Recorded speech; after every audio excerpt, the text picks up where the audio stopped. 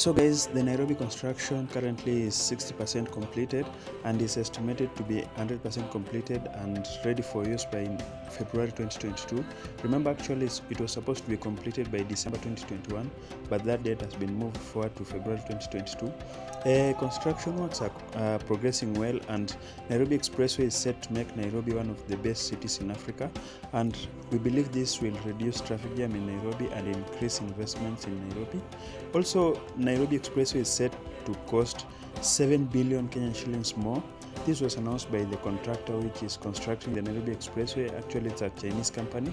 Otherwise, guys, I believe Nairobi Expressway will change Nairobi, and Nairobi will finally be a city to watch in the whole of the world. Thank you guys for always watching my videos. Enjoy the video, like, subscribe. Don't forget to comment what you think. Do you think Nairobi Expressway will make Nairobi one of the best cities in the world? Do you think it will reduce traffic as it's supposed to?